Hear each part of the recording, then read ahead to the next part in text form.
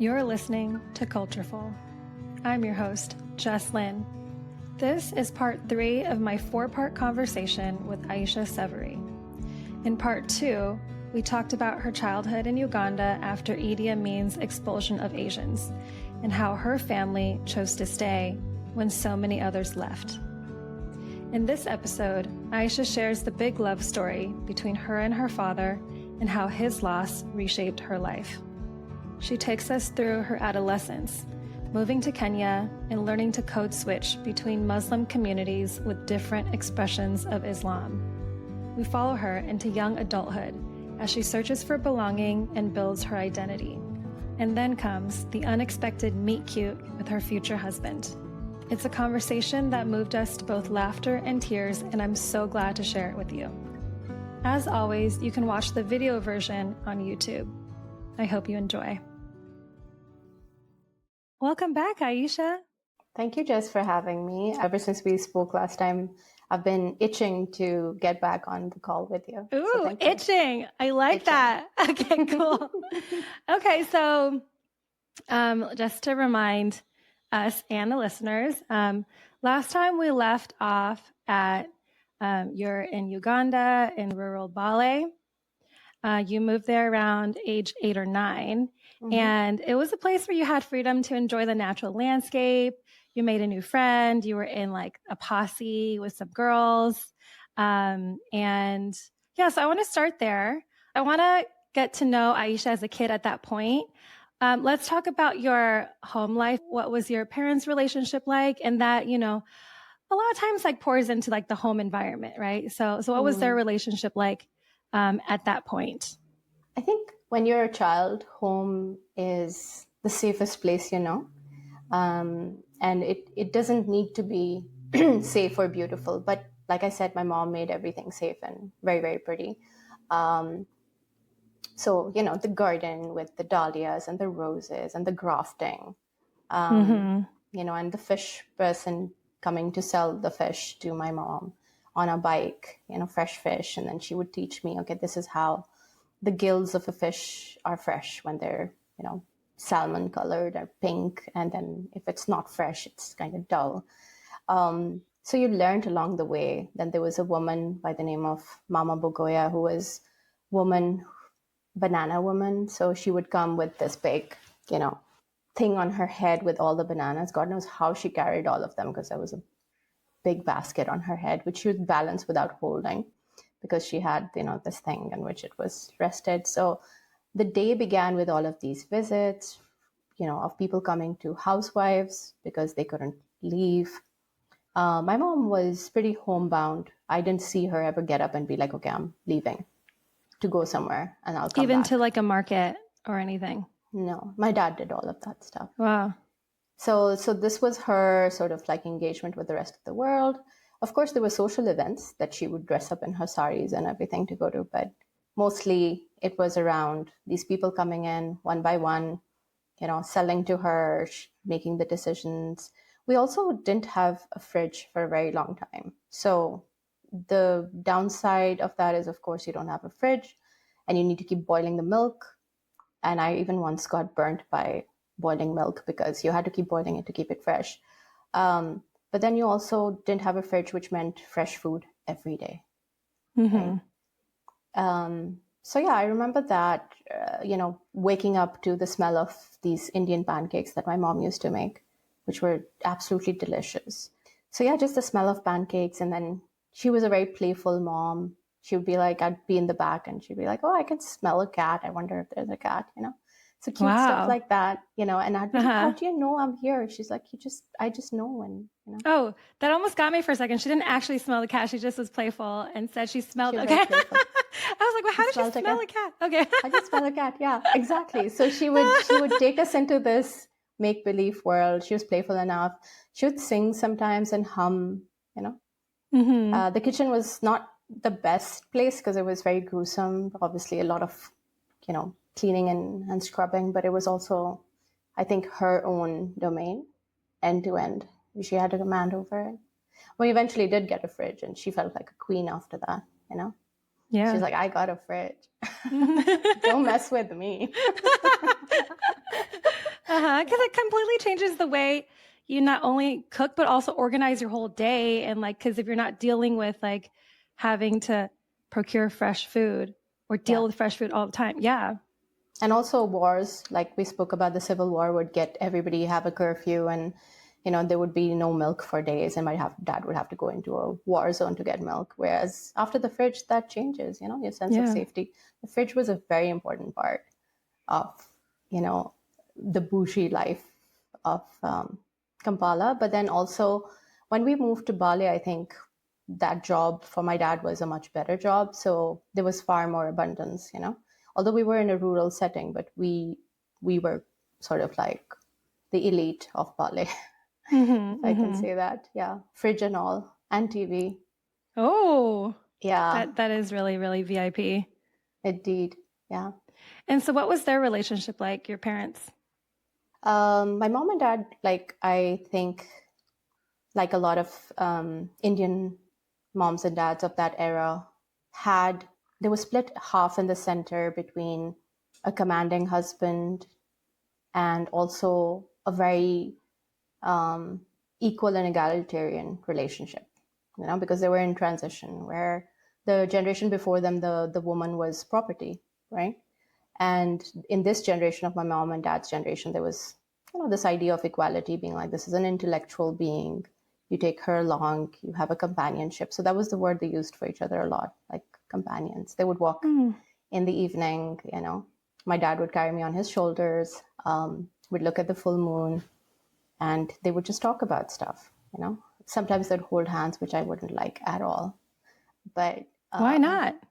I don't know. I kind of felt like my dad's mine. Like, with him, right? Okay, that's not what I expected. I thought you were going to say like, PDA or something. But so you were possessive of your dad. Yeah, that's the only way I know how to love. Unfortunately, it's like if I love it, it's mine. That's it. Like, Aisha. Yeah. I know. Oh my gosh. I know. I'm sorry for myself and everyone I love as well. Yeah, my mom too. That's how I love her. Where she talks to my cousins and stuff. I do get very pissy, being like, take her then. I don't want her. Yeah, it's this very, very childish sort of This love. Is wild because you have siblings. It's like, I just don't know how that... Okay. But I was the youngest, right? So they were not around. Okay. It was just me. Like I think my dad was 50 when he had me. And my mom was in her 40s, like she was about 40, and they had about a 9 to 10 year gap. And so when... Oh, your closest sibling was 7 years older to me. My sister. Yeah. So you were almost an only child. Almost an only child, yeah. But you were the baby, capital B, the baby. Okay. Okay. It's making sense now. It's making sense. Yeah. It's all coming together. Yeah. Of, how the mess starts. So yeah, I mean, I would look down and be like, yeah, stop with that hand holding. I'm on your shoulders. You can't hold her hand. How rude. Yeah, how rude. Like, it's my dad. Wow. That leads very well into my next question, which was going to be for you to kind of talk about, like, as a kid, what was your personality like? So besides like the possessiveness of everyone and everything that you loved, what were you like as a kid? No one's asked me this question, by the way. Really? What do you mean no one? Like, no one's asked me this specific question. Even when you were dating your husband, he didn't ask you this? No, when I was dating my husband, we were talking about the big stuff, right? Like how to change the world. I thought you meant like whether you want kids or where you want to live or, okay, how to change the world. Okay. That's jumping ahead. We'll get there. That's on the list of things to be asked. Okay. So back to... How was I as a kid? Yeah. This question that you've apparently never been asked before. It's a tough question because you are a kid. You think that's how you are. But how was I? I think I was a bit of a tomboy. Lots of pictures of me in trees. And my elder brother, who's younger than the eldest brother, was sort of, I was like his project. He sort of was like, okay, this is interesting. He was very close to my sister. But then when I was born, he just shunned her away, being like, I'm done with you. it's her now, Oh, no. And so he was sort of experimenting with this idea of how far can she go. So like, how far up the tree can she go? How far can she run? What can I build her? How far can I throw her up the sky? So a lot of that, and there was a 14-year difference between me and him. So as I grew, he was, that person. And I remember being also very much like his little pet. There's once I had a runny nose, and he was obviously studying in the same high school my dad taught at, in the campus. And he walked to school, and I was, I think, 2 years old or 3, barely walking.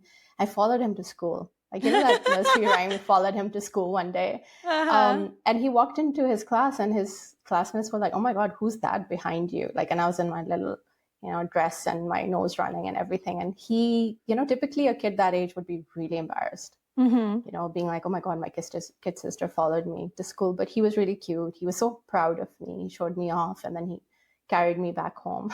So imagine walking all the way after him, obviously calling after him that he couldn't hear. So that was sort of like, I think I was very loved, and it's nice to be someone's project, because it obviously, I think in so many ways I still am, he's been the one who's sort of like always been pushing me to do more professionally, creatively. Yeah. So how was I as a child? I think because of that, I was always about, how high can I go? How far can I run? How do I conquer my fear? He did instill a lot of ambition in me as a kid. Lots of scrapes on my knees, a lot of me jumping onto the boys and punching them in play, so just very rough, always going up and climbing mountains and trees and like that kind of thing. I think it set the tone. So physical, outdoorsy, ambitious. Would you say competitive? Maybe not that competitive, because I just enjoyed, where I was outdoors. It was, I think, more fun than competitive, just being, as opposed to winning. Yeah. And at some point around this time, your dad gets diagnosed with cancer. Is that right? Yes. He was a late, I think he got diagnosed late, like a lot of colon cancer patients, especially in the 90s. They kept misdiagnosing him with other things. And when they finally diagnosed him, the cancer had spread quite a bit. So for about 2 years, he was misdiagnosed. And towards the last 6 months when he was diagnosed, he refused treatment. And I sort of saw him, just wither as cancer patients do. And, as they say, everything sort of changes. My brothers had left to study abroad. They had come to America. My sister was with me, but, she was off to get married soon. And I think everything happened in a rush. My elder brother was married because, again, everybody was like, okay, let's do it while he's alive, So both my siblings got married like in a jiffy. I saw him really shrink into his clothes, which was not nice for somebody who was on his shoulders, I see him completely be this other person and frail. And so I think for a kid that was sort of course, Uganda wasn't without its fears, but the home was the most secure place, and they created that security and that expression. So for me to see him become everything that he wasn't, he was a strong man, he became a weak man. He was a very talkative man, he became silent. He was a very intellectual man, he became emotional and spiritual, so he was unrecognizable on so many of those fronts. And my mom's relationship to him changed. She became very obsessive about him, obviously, understandably, because, she was his caretaker. And he had this talk with me where he said, I'm going to die. And I said, yeah, I've heard that you have this disease. And he said, well, better me than your mom.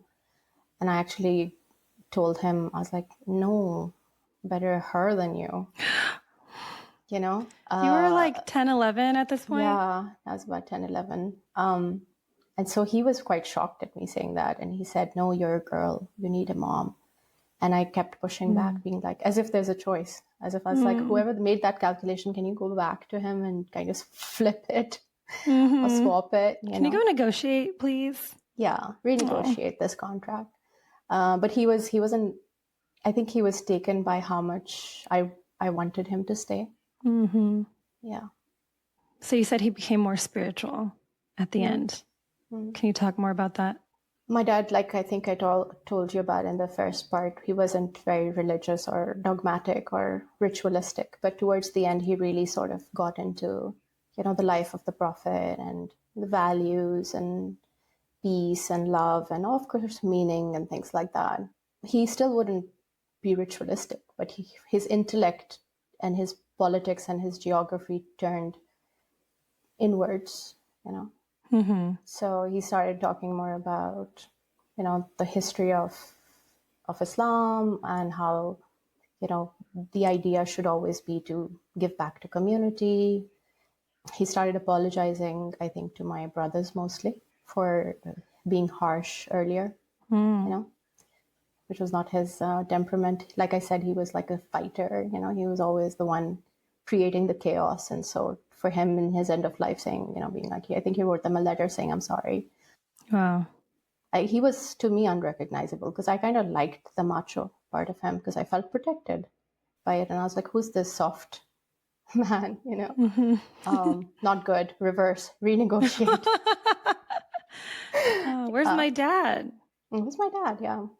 And also the pace at which someone gets sick, even though it was 2 years where he was gradually getting sick, the last 6 months were unbelievably, he became quite skeletal and frail and then old. And it scared a child, yeah. I don't think children, they don't mind old people, but there's this absolute fear of sickness and old age and death. The combination of those three is really scary. Yeah, because I was going to ask, being a young kid, maybe like around 9, 10, 11 was when you were seeing this happen, and they were telling you, trying to prepare you. Mm-hmm. Do you think you understood what death was at that point? So the first time I heard my dad had cancer was when my mom was telling my sister in the kitchen. They were making rotis, and she was like, "Yeah, I think it's the big C, it's the cancer." And so I could see my sister's face, really worried, and I was just there as if I wasn't there. So I was just this fly on the wall. Mm-hmm. And the second time, my brother took me for a walk. My eldest brother, who was a doctor. So he very, very calmly said, how it is, how death works. He has cancer. He's not going to make it. He's going to pass away. We'll be here. Of course, I didn't understand any of that. And all I remember was that he was holding my hand and he was, making thumb circles on my hand. So I think I disassociated, tuned it out and just focused on that. It was too much, I think. And the other thing I didn't understand was because I'd never seen, of course, I'd seen an uncle who had once passed on. The one that I was telling you was the Chief Justice of Kenya. So I'd seen him and that sort of like, the body. But I hadn't ever put two and two together that it would happen to my dad. Like he would be there someday with, cotton in his nose and unresponsive. And death changes everything. Like you can prepare for it, but the moment it happens, it's like everything has shifted. Your relationship to your own self has shifted. It's not so much that the person is going and now that they're gone, but it's like, who even are you? You mean the person that's still alive. Here and alive? Who are you? Yeah. What do you mean? Yeah. I think I didn't want to be there. That was one thing that now that I've, gone through years and years of therapy, that I understand that I wanted to leave with him. And I didn't like this idea that he gets to go without me. The separation. The separation. And also the lack of agency. Being like, I told him that I choose him and he didn't act on it. And of course, like this is a child's logic, right? Mm-hmm. And he left anyway, then I must be bad. And I couldn't stop him. And so the least I can do is sort of recreate a world where, I live as if he would want me to. So, that was the other trauma response, being like, would he want me to eat this? Would he want me to live in this city? Would he want me to marry this person? Would he want me to like have kids in Pakistan? Would he? So it became that, constant. That moment was very powerful when the day he died in 1992. Just after that, you were trying to hear his voice for every decision that you made after that. I also did really dumb things. Like, now that I think about it, I did contact some psychics and mediums and, spent my brother's very hard-earned money on that stuff. He was like, why do I have a $200 bill on my phone? Who are you talking to? I was like, I'm trying to reach Dad. Oh, but yeah. I mean, I can see how when the person that you lost is like, sounds like he was like your person, like your main person, right? Like up to that point in your life, and you didn't want it to happen. You were powerless to stop it. And like, of course you're going to try whatever you can. Yeah. In the off chance that you get to talk to him again, even for just like a little bit, or like for someone to tell you like, oh, of course you want to like bridge that separation that is so painful, right? And also becoming so worried about, is he okay? And so also, like, when he died and he was buried, I didn't get to go to the funeral. I think that had a very big impact on me because I was sent off to school on the day he was dying because it would be too much for me to see. So my family decided that it would be too much because, he was, it was last stages of cancer. He might have bled, and, they didn't want me to get, to have the front seat to that. But I think that was in retrospect, might not be a good idea because I felt expulged, I felt removed. And then when they were taking the body, I wanted to stop them and follow the body when the funeral procession was going. And by the way, the entire campus in university in Bale was following it, right? And so everybody got to go, but the women. And so that feeling like that they're taking the shell of whatever it is that's left of him away, and they're not asking me. Everyone else gets to go with me. Yeah, and then the 6 feet under thing is also its own trauma, being like, it's soil. So I think that it was a bit too much to handle. And I didn't go back to the grave either because obviously by that time I'd developed a lot of fear of what lays there. Is he even there?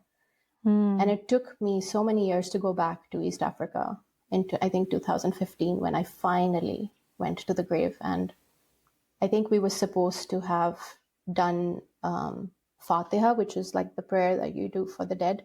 It's a closure prayer. We do like Surah Fatiha is one of the most read prayers in Islam, but specifically when someone dies, it's like closing. So I didn't do that. And so in 2015, I finally did it. So it's something that everyone reads for the person that is passed.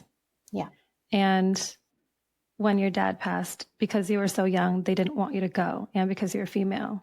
And so you didn't get to do it. But like your brothers, were they there? Like they had the opportunity to do that and they didn't have to wait. And then did it feel like unfinished business? Yes. This whole time? And it also felt like, now I'm not going to go. Like it felt like, okay, this is control. So now I'm not going to do it. He's like, it was also like, because if it's closure, then he's there. Whereas if it's not closure, then he gets to live with me or me with him. Like you don't have to say goodbye yet if you're not saying the closing prayer. Yeah. Oh my gosh.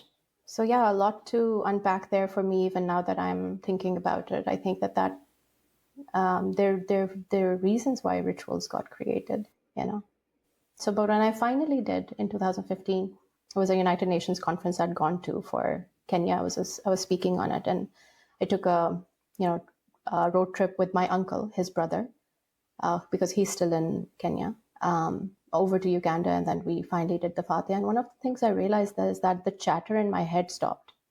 Like I go to him, and I'm like, okay, you've been speaking to me constantly, and I'm here now, like finally.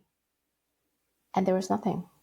there was just birds chirping and a mango tree under which he was buried. There was nothing. And it was so weird. I'm like, hello. Like, I'm here now. I'm here I'm now. here. It took me a while, but I'm here. Like, and that was in its own way a bit liberating. Because I was like, it's, I've been calling the dead.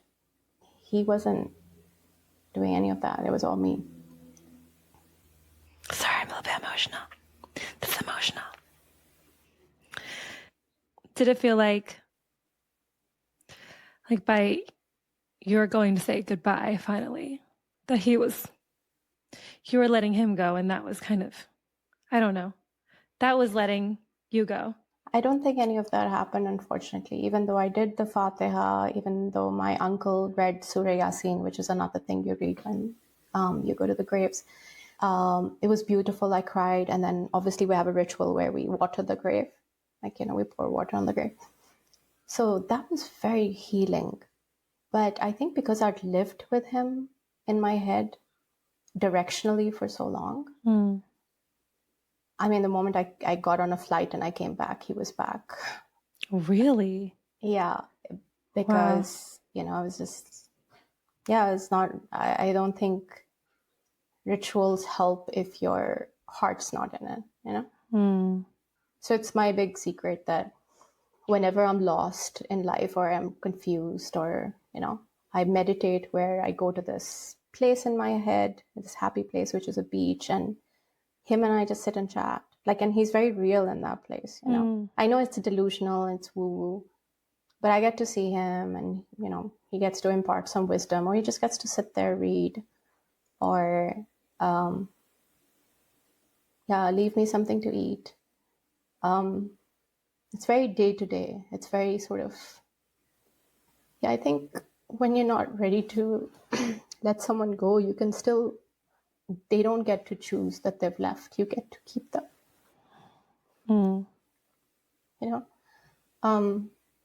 In your imagination, in your letters, in your life. And so everything in my life has been about him. Just its own sort of extraordinary love and tragedy, Yeah. Thanks for sharing. Thank you for honoring a very private, father and daughter relationship that I hope all little girls have to get to have a loving father like that. I don't think it's delusional, the fake thing, I think. I've also done some therapy. Fun fact, right? I mean, who hasn't now? I think, a lot of people have. And like in EMDR, desensitization movement, eye movement, desensitization. Yeah. Okay. Anyway, EMDR. Very effective, by the way. Things, yeah, super helpful for me at certain points in my life. And I remember, part of it, like I've had therapists tell me, like I am supposed to find a place that brings me peace or brings me calm or whatever, makes me feel safe. And I am supposed to think about someone who, I forget, there's like 3 categories, and one of the categories is like someone wise, and someone, and then you kind of just have a conversation with them. And it sounds like one of those people for you is your dad. Yeah. So I don't think it's delusional, especially if as long as it's like not. As long as that he's like not what really you're there. seeing in real life. Yeah. So anyway, please be nice to my friend whose name is Aisha, who I'm interviewing right now. Okay. Don't call her delusional when she's not having delusions. Yeah, she's going to a special place. Yeah, she's like project managing the delusion. She's sitting in a meditative position. She's going to her happy place. She's calling the wise man. Yeah, and she's using this very effective, very researched technique, to like manage grief, life, and grief, and mental health, and all of it. So yeah, I'm waiting for him to go. Like, I think, I've been waiting all my life. Like a lot of my therapists were like, you need to let him go. You need to bury him. That's when I went in 2015, because one of my therapists is like, to end this, right? And he hasn't ended, no matter how wise I've gotten, no matter how many years have piled on me, he's still there. And I think I don't want to. Yeah. Not because I'm not ready or that negotiation didn't happen or whatever. I'm not a child. But because, it's solace that, somebody who gave you, both love and joy and fear and terror, you get to see them. You get to kind of, go back and be like, hey, you're still my person. You might have gone, but you're still my person, Yeah. After the break, Aisha and her mom moved to Kenya as she grapples with the loss of her father.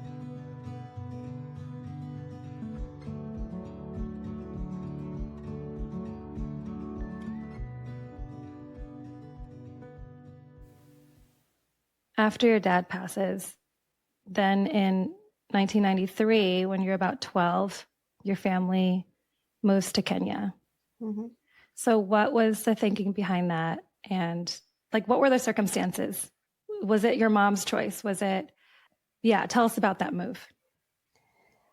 I don't think my mom chose anything, really. I don't think she had many preferences. She kind of, was a wife, and then she became a mom after her husband died, so that became the primary relationship. So my brothers, who now I think they were so young, they were in their 20s making these big decisions, and they also lost their dad, and my sister also lost his dad. But for me, I don't know why I feel like, my grief is bigger. Maybe because my dad was sweeter with me, because he had become older, and he was no longer that angry man. But my brothers were making the call in terms of what's better, what's good for them, what's good for me and my mom. And Nairobi seemed like a good choice because my aunts were there, and my mom had always visited them during Eid, and there was a familiarity there, and it wasn't too far. It was just one country over. They were in the US at the time studying, and so they were in no position to take care of us, or immigration. And that big interesting thing that we couldn't just pick up and go to another country. We had to be limited by the countries in which we were residents in and which would let us in. So Kenya was easy. My mom was a Kenyan passport holder. And it was you and your mom, and your sister had already gotten married, so she was staying. Gotten married and gone to Australia, yeah. Oh, she was in Australia, and your brothers were in the US. So just you and your mom were moving. Just me and my mom, yeah. And then I started, of course, noticing my mom. I'm like, hi again. What do you mean noticing your mom? You hadn't noticed her this whole, she was in the background? Your dad was kind of this big love, and then she was just the other person? The other person. Oh my gosh, Aisha! I was like, hi. You were the one that was supposed to get the short end of the negotiation I wanted, but now you're here. So I think I resented her. Plus, I was a teenager, I remember, and mothers and daughters in that age are just volcanic. And, I think my brothers and my dad gave me all this love and power and patriarchal power, spoiled me a little. And then I was thrust into this very matriarchal world where the women were making choices on how the men wanted the girls to live. So like I said, it was very good conduct, propriety, cross your legs, do your Quran studies, be a good girl, don't think about boys. And a lot of don't think about boys over and over again, even before you have matured enough to think about boys, Preemptive, don't think about boys. Yeah. Because they don't know when you're going to start thinking about boys. It starts at different times for different people. So they just, Start at birth, right? Just whisper it in your ear when you're born. Don't think about boys. Oh, wow. So there was a lot of that, and I didn't appreciate that because it took me away from the natural world that I was part of in Uganda, the trees and the freedom and I just liked one man calling the shots, and not all of these people, not all of these uncles and aunts. And it's something that happens to family systems when a new entrant comes in. So I was new. and I was different. And so I think what happens is that the new person that's entering an existing system, is that they absorb everything that's wrong with that system. They're like, oh, before you came, everything was perfect. Before you came, like, we didn't do this. This is not how we do things. So it was like my entry into that world of propriety where girls are very obedient. And there's nothing wrong with being obedient, but obedient to silence, like silence is great. The best girl is the most silent girl. That I think I sort of rebelled against, and they could see that I wasn't comfortable with that. So they doubled down on it a little more. So they were like, oh, this one's going to give us trouble, and then singled me out, labeled me. I think it was very, very clear that they had a problem with my disapproval of things. So it was like, who do you think you are disapproving things? You little whatever, right? So it was a lot of cutting me to size, inadvertently, of course. Like, people don't consciously hurt a child. They just are irritated by a child, or they're annoyed by a child, or they want to tame a child, or they want to discipline a child.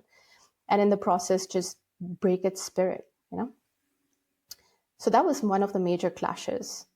It seemed to me like it was my mom's fault, because those were her relatives. And I didn't understand where all this targeted, specific labeling and all of this came from, because I was like, what have I done, yet? What have I done yet?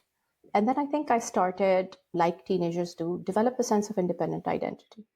So at some point, I tried to assimilate, be like, okay, I'm not Pakistani, because I think that was the other thing that was going on there, the Indian Muslim versus Pakistani perspective, And I think I explained that Indian Muslims feel that they have to preserve their culture in a very specific way. And the way my dad brought me up was in a free-flowing state, right? So that can be a major clash, because it's like, what if everyone turns out like her?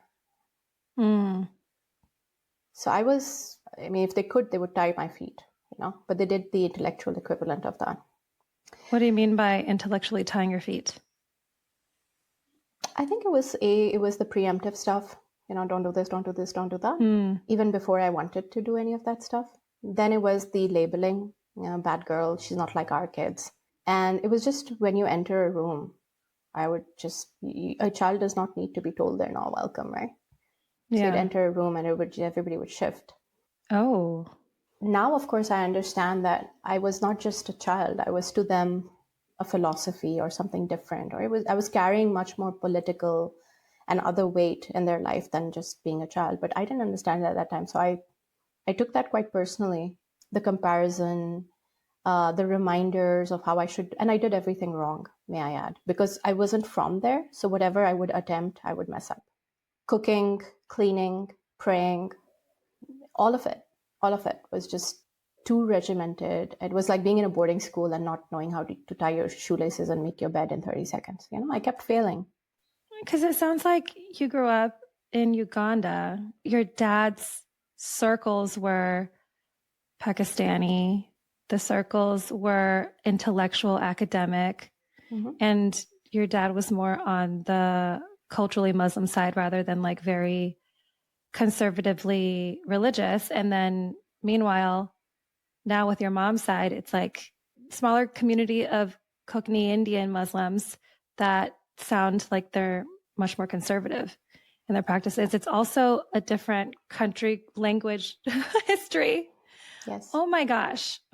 So many different levels of a different context that now you are thrown into as like a preteen than a teenager. Yeah. And now I have the parent that I didn't want next to me, calling the shots, being like, be obedient. And my mom did the best she could, but the only way she could was to say, get in line, be tamed, She was like wanting you to pass as one pass of the test. The other people in this new place that you have to live. Yeah. What was the living situation, the housing situation? We were living above the house of one of my uncles, who's now in England. He was older, and I kind of really got along with him, So he was Shakur Mamu. He was, at least a wiser older guy. Is he the one that was your dad's friend? No, not the same person. That was the one in Australia. But he was, let's just say, loving and kind compared to the rest of the clan. And I wouldn't say that they were not loving and kind. In their minds, they were taming me so that whoever I married would find me tamed and past and moldable. Like, they're doing a very important social cause. Like, if you think about it from my aunt's perspective, they're like, if we send her to her married house with this independent streak or whatever it is that she is, it will be a dishonor on us, because she thinks on her own, she speaks her mind, or at least she has the propensity to speak her mind. She, is angry. Like, one of the things that they used to say is like, she has anger at the tip of her nose. Of course I'm angry. My dad died. Yeah. But instead of sort of like dealing with that and not taking it personally, they took it personally, being like, who first. And it was also like a bit like the kind of environment we are in now politically, which is like, oh, you're in this country, you're here on a particular status. Why aren't you thankful enough? Why aren't you grateful enough? Why you're not behaving like we give you, like they would do something for you, but then they would really want you to be very grateful.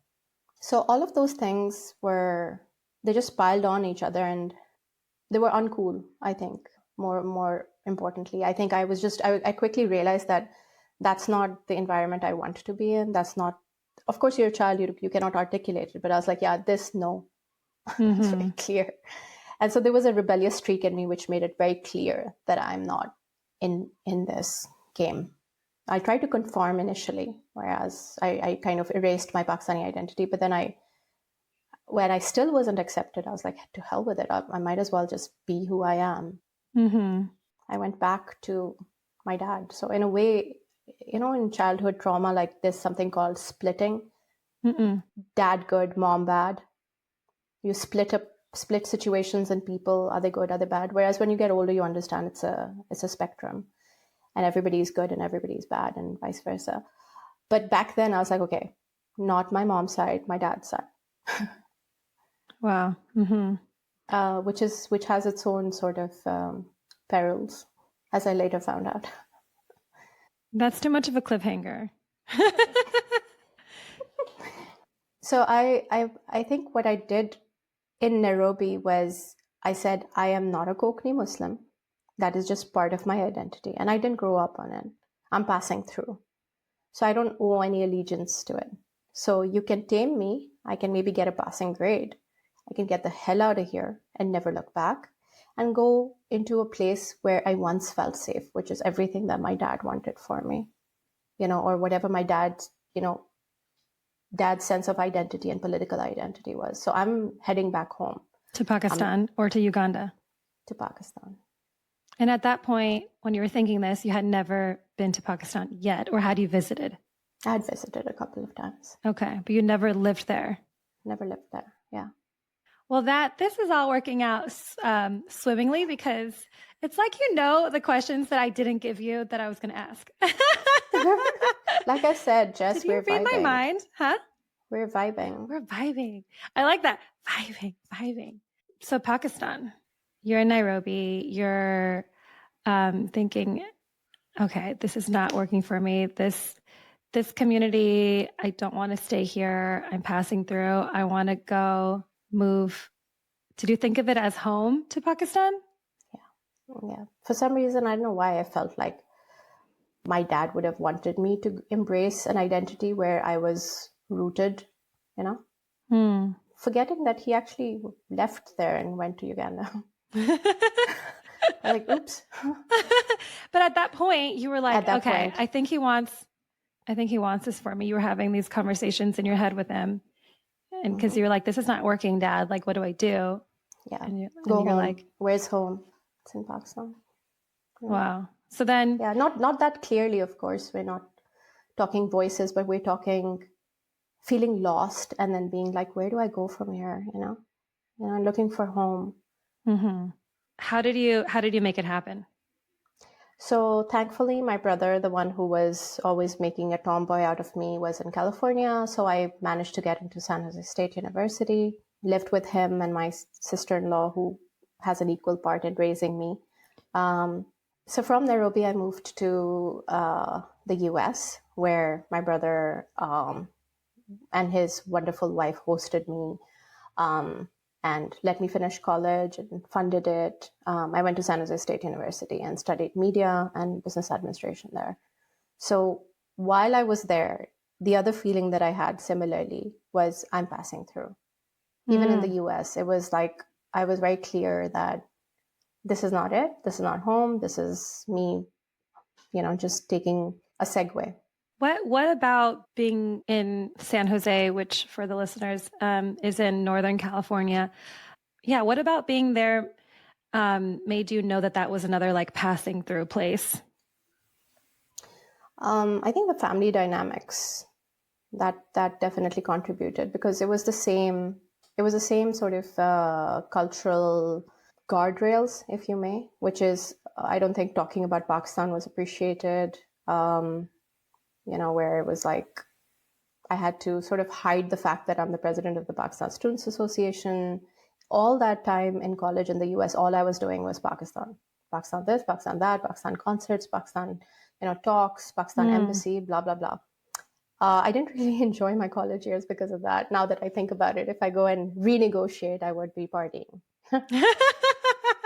If you could do a do-over of college, it would be like more partying, less organizing. What did you call it? Organizing, or what did you call it? Yeah, political organizing, advocacy, activism. Yeah, we did a lot of work on campus and otherwise, just bring diversity to the college campus. I was part of the governance body. We did a lot of bringing Pakistani culture and Indian culture and other cultures to campus, and that required politics. So there was a lot of politics there, and of course, while I was busy doing classes and the other stuff as well. But the goal was, because I couldn't go to Pakistan on my own, who am I going to stay with? Although I had relatives, but then I needed a man. So I had to engineer somebody, or at least look for somebody that understood this entire, phenomenon of looking for dad, without saying too much, but got it.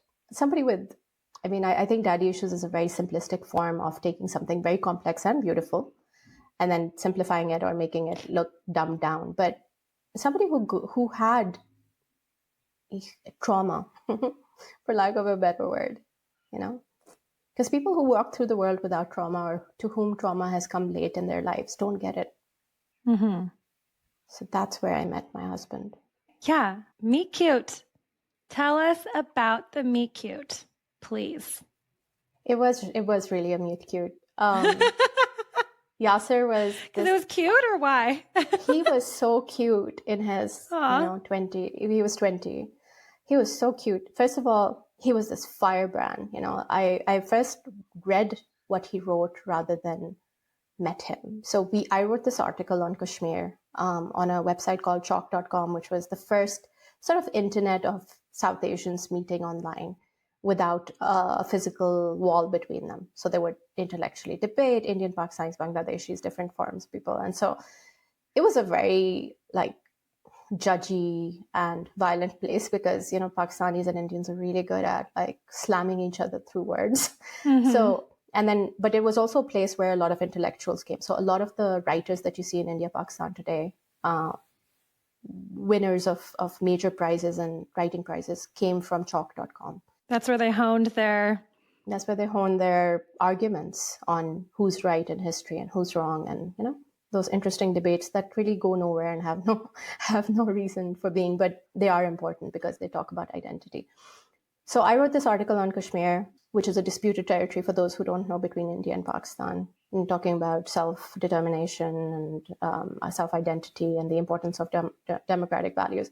And Yasser underneath that article said, "Miss Sarvari, are you available?"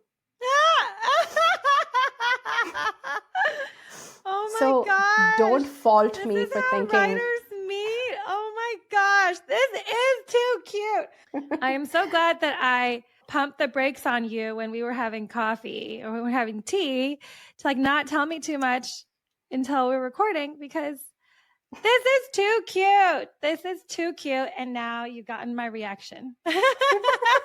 It's to shout. Oh my goodness. I love how you're like, this is how writers do. Yeah. Side note, speaking of writers, I read the article. Okay.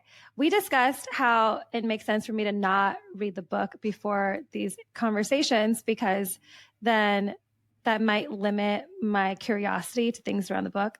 But we agreed that I should read your article that you wrote called, Staying Alive, How Yasser Latif Hamdani Fought COVID-19 and Brain Tumor to write Jinnah's biography. And I just want to say I was very moved.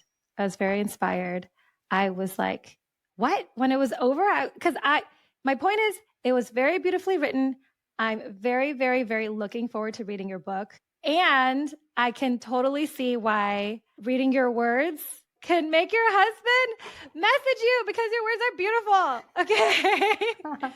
Not just beautiful, but they have a lot of like personality, like I just love like you have all this prose and then you have these like 3-word sentences and it's just like punchy, Mm. And I'm not like a literary critic, so I don't have like more words to describe how you're writing, how much I really enjoyed and why I really enjoyed your writing, but I did.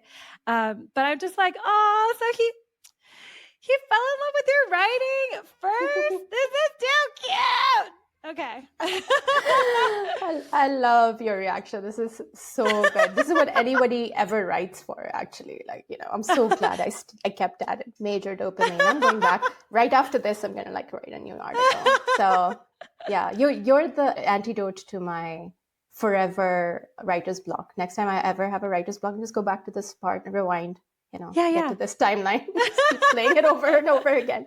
No, thank you, Jess. So yeah, he loved what I wrote. I think he, like me, we were two souls going through a world, that was very subtly rejecting us and telling us to dumb our identity down or to play it down or to assimilate it. Like, so don't say you're from Pakistan, say you're from South Asia. Don't say, like when you're in a group, just become more communal. Play it out. Just be like, no, I'm not one of those Pakistanis. Like, how like in feminism, they're like, no, I'm not one of those girls. Like, I'm not like, I don't care about feminism. So just like, play it down. You'll have more friends. You'll do better. And he just wore it on his sleeve. And I also did that. So I don't know, call me whatever, but it felt like an answer to a prayer, Oh. I was just like, I don't care how old this guy is. And I took it a bit too seriously. I was like, yeah, I'm available and I'll marry you forever. Is that what you thought? Please, like, you didn't write that. You just thought that. I thought that. And my curiosity was piqued because everybody on the group were saying, oh, you two are so like imbecilic and, you're so idealistic. You deserve each other. Like, don't mess more people up. What? Just marry each other. This is after you got together. People were saying that or before? Before when I wrote the article, So other people saw. Yeah, mostly the Indians, Indian writers were like, they were like, yeah, you deserve each other, which is what also prompted him to say, okay, this is such a great article. Like, are you available, Miss Sarvari? And also, no one called me Miss Sarvari before. I thought that was such a power move. I'm still stuck there. I'm like, wow, I wish he'd call me that again. So I kind of chased him down, and because he disappeared after that and he was just writing his own article, I went back, read everything he had written on the message boards, and he was this intense boy who knew so much. Like, Yasser is, knows everything because he's smart.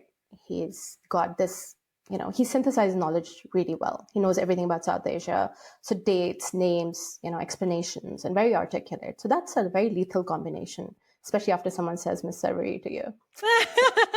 So I chased him down. I was like, who's this guy?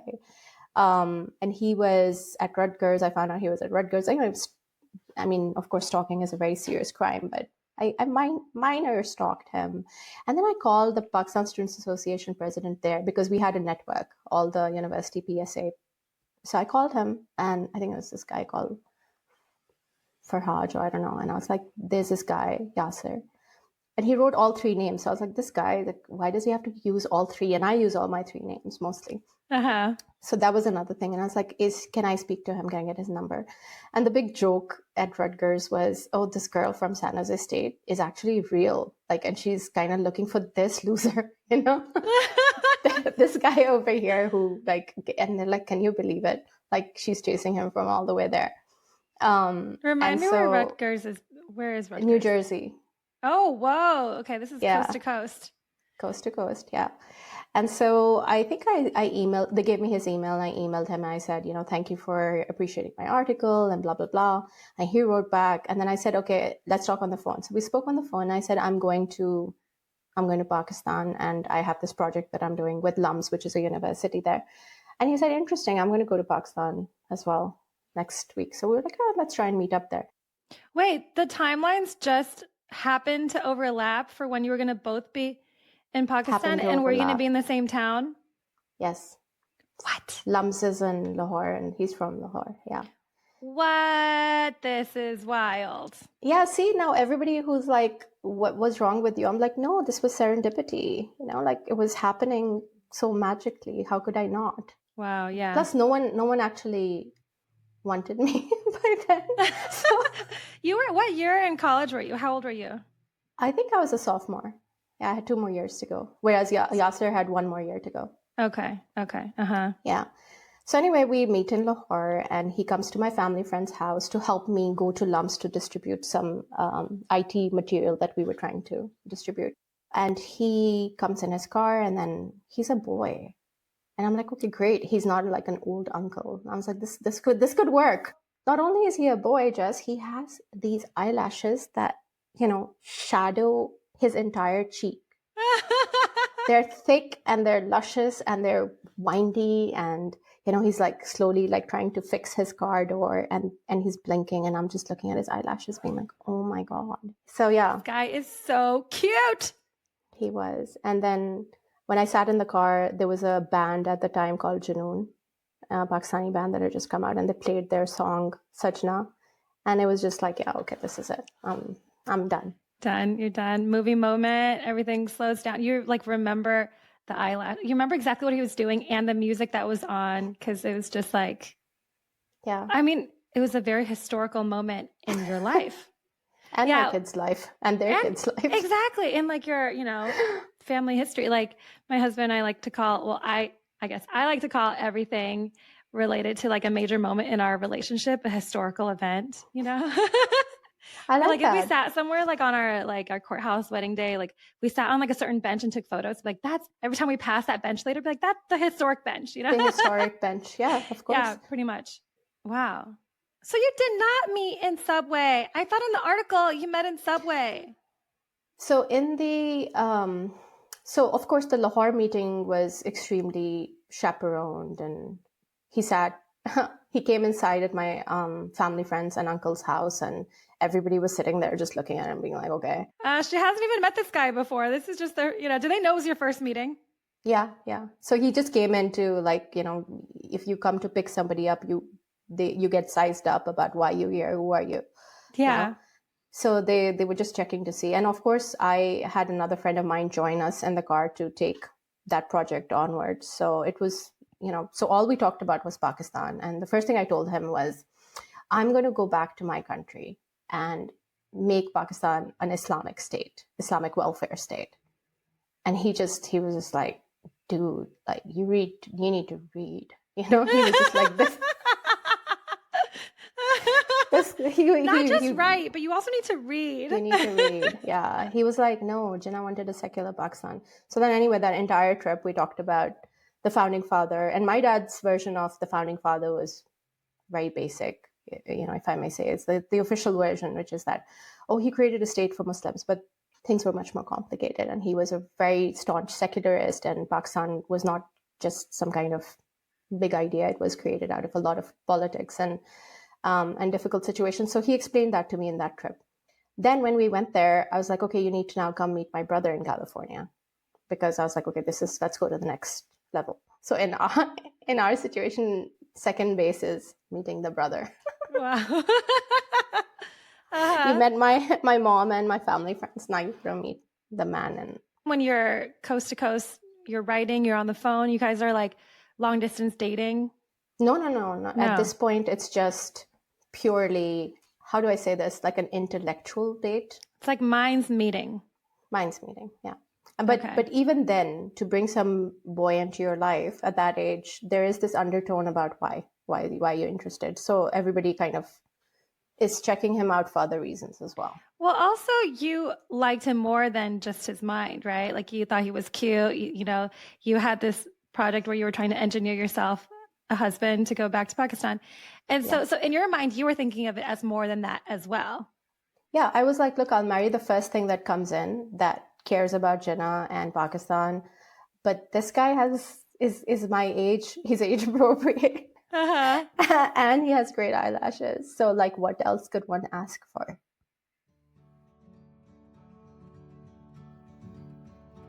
Thank you so much for listening, and I hope you enjoyed this episode. Part 4, the final chapter of my conversation with Aisha, drops in 2 Tuesdays. In it, we dive into her journey of becoming a writer and public voice, the realities of her life in Pakistan, and how she found purpose and resilience through motherhood and advocacy. She also shares how she eventually found her sense of home. Be sure to subscribe and follow, or turn on notifications so you don't miss it. You'll find links to connect with Aisha and her work in the description. If you liked this episode, share it with a friend. Word of mouth really helps us grow. You can also support this independent podcast and keep these stories of representation coming by donating at the link in the description. Reviews are a big help as well. Thanks so much to Amy Yogi 8 for taking the time and writing these encouraging words. Quote, I just listened to the Stephanie Klons episode, and as a new mom, I really enjoyed listening to how she balanced work, family, and personal interests. End quote. This episode was produced and edited by me, with advising and executive production support from Ruben Yana Rubin. I'm Jess Lynn. See you soon.